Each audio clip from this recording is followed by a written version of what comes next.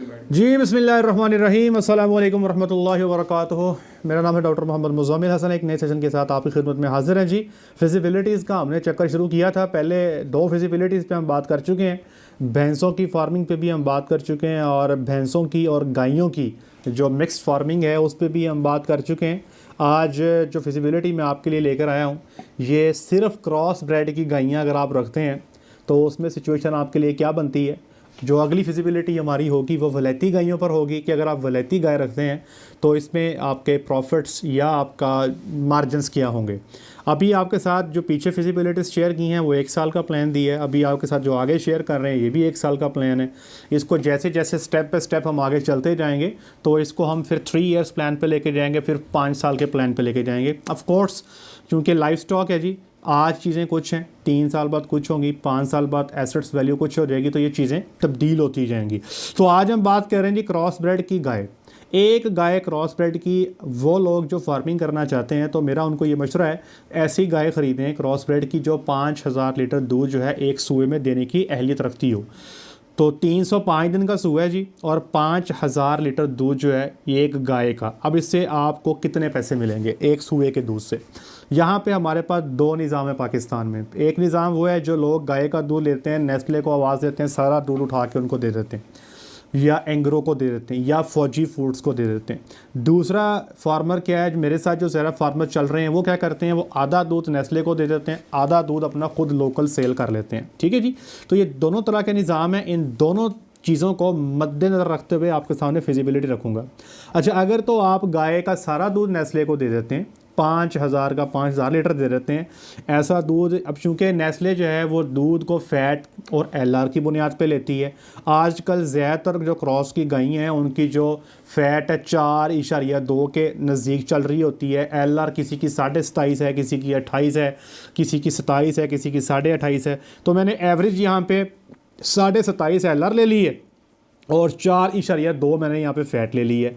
तो इस पे आपका जो दूध का वॉल्यूम है ये कम हो जाएगा क्योंकि आपके टीएस पूरे नहीं होंगे। जो लोग नेस्ले के साथ काम कर रहे हैं उनको पता है। तो ये 5000 लीटर दूध जो है ये दरअसल 4891 लीटर दूध रह जाएगा जब आप ये नेस्ले को देंगे। या आप कह सकते हैं 4891 लीटर के आपको पैसे मिलेंगे। अब नेस्ले का रेट क्या है, अगर आपके पास 500 लीटर दूध है तो तकरीबन आपको 80 रुपये लीटर दूध जो है ऑन एन एवरेज ही आपको मिलेगा। ठीक है जी, जैसे जैसे दूध का वॉल्यूम बढ़ता जाएगा उसी हिसाब से दूध के पैसे भी बढ़ते जाएंगे। तो नेस्ले जो इस वक्त ऑफ़र कर रही है वो 80 से 85 तक ऑफ़र कर रही है। हमारे देखने वाले ज़्यादातर लोग वो हैं जिनके पास 200 लीटर दूध है, 300 लीटर दूध है या 500 लीटर दूध है। तो 500 लीटर दूध पे जो रेट बनता है मैंने वो लगा दी है। तो ये 80 रुपये के हिसाब से 3,91,280 रुपये का दूध बनेगा जी एक सूए का। अच्छा, दूसरा आपके पास जो है ऑप्शन वो ये है कि आपने सारे का सारा दूध जो है वो अपना खुद मार्केट में सेल कर लिया। सारे का सारा दूध आपने खुद मार्केट में सेल कर लिया। यहाँ पे हमारे इस वक्त फैसलाबाद में, आपके लाहौर के एरियाज़ में तकरीबन जो रेट है 90 रुपये लीटर चल रहा है। कुछ इलाके ऐसे भी हैं जहाँ पे 90 से कम है, कुछ इलाके ऐसे भी हैं जहाँ पे 100 से ज़्यादा भी है। तो 90 रुपये के हिसाब से अगर मैं ख़ुद अपना दूध सेल कर लेता हूँ तो ये बन जाता है 4,50,000 का। नेस्ले को दें तो 3,91,280 रुपये का। अपना मार्केट में सेल कर लें तो ये बन जाता है 4,50,000 रुपये का। अब इस पर अखराजात क्या होंगे, खुराक पे आने वाला ख़र्चा और बाकी के सारे ख़र्चे। पीछे एक साहब कह रहे थे कि आपने ख़र्चे ज़्यादा लगाए हैं, तो भाई वो क्या करें, जब जेब से निकलते हैं तो फिर गिनने तो है ना। बिजली समझ नहीं आती कि बिल कहाँ से आता है। पहले हम सोचते थे यार 2.25 लाख बिल है यार, बड़ा डरते थे। तो फिर बिल बढ़ के 3.5 लाख हो गया, अभी इस साल 5.5 लाख भी हो गया। तो समझ नहीं आ रही कि बिल कंट्रोल नहीं होता। मेडिसिन कॉस्ट बहुत ज़्यादा हो गई है, आपकी वैक्सीन्स बहुत महंगी हो गई हैं। लेबर 20,000 रुपये से नीचे बंदा रखना जो काम का बंदा है तो 20,000 से नीचे वो नहीं आता। बाकी बंदे तो 10,000 में मिल जाते हैं, लेकिन जो काम का बंदा भाई वो 20,000 रुपया उसको देना पड़ता है। अच्छा, फिर जो बंदे हमारे पास काम करने आते हैं उनको दूध भी देना पड़ता है, 2 टाइम की उनका खाना भी करना पड़ता है। तो डॉक्टर की भी फ़ीसें बहुत ज़्यादा हैं। अगर एग्जामिनेशन करते हैं तो डेफिनेटली उस पर जो टीके हैं कोई 8,000 का भी है, 10,000 का भी, तो ख़र्चे भाई ढेर सारे हैं। तो फीडिंग का और ओवरऑल सारा ख़र्चा आपका एक जो लैक्टेशन का है 305 दिन का है। मेरे नाकिस इल्म के मुताबिक ये तकरीबन आपका 2,99,750, 2,90,000 लगा लें आप। आगे 2 महीने वो ड्राई प्रेग्नेंट होगी, हम ये अज्यूम कर रहे हैं कि आपने जो है उसको प्रेग्नेंट टाइम पे कर लिया।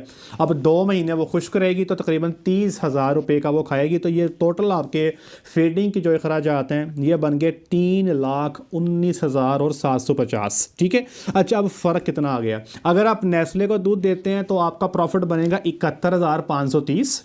अगर आप अपना दूध खुद मार्केट में सेल करते हैं तो आपका दूध होगा 1,30,000, आपका प्रॉफिट 1,30,250। फ़र्क चेक कर लें, एक जानवर के पीछे फ़र्क देखें, तकरीबन आपका कमोबेश 60,000 का फ़र्क बन रहा है एक सूए का। अगर नेस्ले को दूध देते हैं, एंग्रो को दूध देते हैं, फौजी फूड को दूध देते हैं तो 71,530। अगर खुद मार्केट में सेल करते हैं तो 1,30,250 ये आपका प्रॉफिट होने वाला है। अब इन्वेस्टमेंट कितनी थी? ऐसी गाय कम से कम 4 लाख की मिलेगी आपको, जो 5,000 लीटर दूध आपको सुबह में देगी। ठीक है। फिर इस पे फीडिंग का खर्चा कितना होगा जी? ये 3,19,750। और डेप्रिसिएशन, आपने शेड बनाया, आपने बिल्डिंग खड़ी की, आपने इक्विपमेंट्स परचेज किए, आपने जो 4 दीवारी की, ये सारी चीज़ों की जब हम डेप्रिसिएशन काउंट करते हैं तो तकरीबन 15,000 एक साल की बन जाती है। और कुछ चीज़ों को हम 10 साल पे काउंट करते हैं, कुछ को 15 साल पे काउंट करते हैं, कुछ को 20 साल पे काउंट करते हैं। तो ये आपका जो है टोटल ख़र्चा बन गया 7,34,750। एक साहब मुझे कह रहे थे कि ये फीडिंग वाला ख़र्चा बीच में शामिल नहीं करेंगे क्योंकि वो दूध के खर्चे में से निकल रहा होगा। देखें, ये हेड्स होते हैं, ये हेड्स होते हैं। जो लोग अकाउंट्स को ज़रा जानते हैं वो क्या करते हैं कि वो दूध के पैसे आएंगे, इस अकाउंट में जाएंगे, ये एक्सपेंसेस का हेड है, ये आपके प्रॉफिट का हेड है, इसके का हिसाब अलहदा होगा, इसका हिसाब अलहदा होगा, वो इसको इन्वेस्टमेंट में ही काउंट करेंगे। आखिर पैसे तो जेब से ही जा रहे हैं ना आपके। तो ये जनाब 7,34,750 रुपये की इन्वेस्टमेंट करेंगे आप। और इस पर अब आपका प्रॉफिट मार्जिन क्या है? अगर आप कंपनीज को दूध देते हैं तो प्रॉफिट मार्जिन बना 9.7% सालाना रिटर्न ओवर इन्वेस्टमेंट। अगर आप ये खुद का करते हैं तो ये आपकी रिटर्न ओवर इन्वेस्टमेंट है 17.7%, तकरीबन डबल ही कह लें आप, तकरीबन डबल हो रही है। अच्छा, अब आपके पीछे बच्चा भी है, वो मेल होगा या फीमेल होगी। जो बच्चा होगा आपका वो अगर तो मेल है तो उस पे आने वाला ख़र्चा अगर आप सही से पालते हैं 12 महीने तक का तकरीबन 1 लाख रुपया आपका उस पर ख़र्चा आ जाएगा। अगर आप उसकी वैक्सीनेशन काउंट कर लें, उसके ऊपर ओवरहेड्स काउंट कर लें, उसकी खुराक का ख़र्चा काउंट कर लें, दूध का ख़र्चा काउंट कर लें। लेकिन मेल जो हैं वो आपका, आप लकी होंगे कि 12 महीने का अगर आपका 1 साल में निकल जाए। लेकिन आगे चूँकि चीज़ें बहुत महंगी हो रही हैं तो उम्मीद की जा सकती है कि आपका हो सकता है लाख के बराबरों में आप रह जाएँ। तो यहाँ पर आपके प्रॉफिट मार्जिन तकरीबन एक जैसे रह जाएंगे। अच्छा, अगर यहाँ पर वच्छी है तो वच्छी की उस वक्त 1 साल की जो मार्केट वैल्यू है वो कम से कम 1,40,000 रुपया होगी। तो अगर वच्छी आपके पास मौजूद है तो आपके प्रॉफिट मार्जिन थोड़े बेहतर हो जाएंगे। अगर आप कंपनीज को दूध दे रहे हैं तो 13.3%। अगर आपका दूध जो है वो आप खुद मार्केट में सेल कर रहे हैं तो ये हो जाएगा 20.3% जो आपके एनुअल रिटर्न्स होंगे। अब रिस्क फैक्टर आ जाएं। सबसे पहले 5,000 लीटर वाली गाय ये कैसे ढूंढनी है, ये हमने सब ने मिलकर बैठ के फैसला करना है। अभी ये हम इस पर डिसीजन करेंगे क्योंकि बहुत सारे लोग मुझसे राब्ते में, कराची से लोग कहते हैं जी एक बंदे ने कहा 50 गैयाँ ले दें और एक बंदा कहता है जी मुझे 20 गैयाँ ले दें क्रॉस की। अब वो कहाँ से ला कर दूँ इतनी सारी? अगर तो हमें पता हो कि भाई फ़लानी जगह से मिल जाती हैं, भाग के जाएँ सिलेक्शन करके ले आएँ, लेकिन हमें समझ ये नहीं आती कि इस लेवल की, इस कैटेगरी की इतनी ज़्यादा गायें हम कहाँ से लेंगे।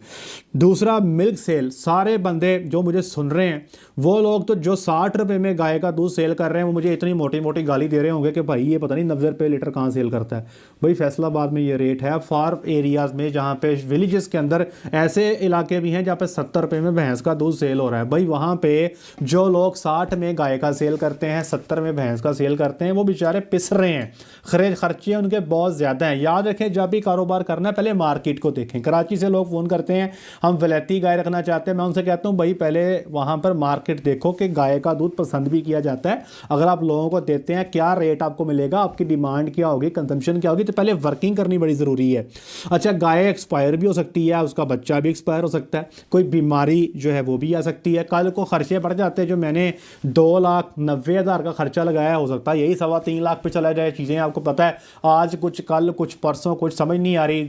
2020 के शुरू में हमने शेड बनवाया था, 660 रुपये स्क्वायर फुट था। आज शेड की कीमत हम ले रहे हैं साल के बाद तो वो 850 रुपये स्क्वायर फुट हो गया। तो एक साल में 200 रुपये स्क्वायर फुट तो शेड की कीमत बढ़ गई है। चीज़ें आसमानों पे जा रही हैं। आज की फिजिबिलिटी महीने बाद वो उसी फिजिबिलिटी को आप देखते हैं तो आप कहते हैं यार इसको तो काटा मारो नहीं बनाओ। तो यहाँ पर चीज़ों के रेट बहुत तब्दील हो रहे हैं जल्दी के साथ। फिर जनाब प्रेगनेंसी का इशू है जी। अब हमारे अक्सर फार्मर का प्रॉब्लम है जी, हीट में नहीं आ रही, ठहर नहीं रही, ठहर जाती तो बच्चा फेंक देती है। कई सारे प्रॉब्लम देखने को आते हैं। तो इन तमाम रिस्क फैक्टर्स के साथ ये आपने फैसला करना है कि ये 1 साल के अंदर ये आपके रिटर्न्स हैं। ऑफ कोर्स जब इसको हम 3 ईयर्स पे लेके जाएंगे या 5 साल के प्लान पे लेके जाएंगे तो चीज़ें थोड़ी सी चेंज होगी, लेकिन मैं आपको आहिस्ता आहिस्ता इन चीज़ों पे लेके जाना चाहता हूँ। इंशाल्लाह जब एक दफ़ा हम फिजिबिलिटीज अपनी मुकम्मल कर लेंगे तो दोबारा फिर इनका 3 ईयर्स प्लान लेके आएंगे तीनों का, फिर इनका 5 ईयर्स प्लान जो है वो भी लेकर आएंगे। आज तक के लिए इतना ही। अपना ख्याल रखिएगा, दुआ में याद रखिएगा, 5 वक्त की नमाज़ अदा कीजिएगा। अस्सलाम वालेकुम।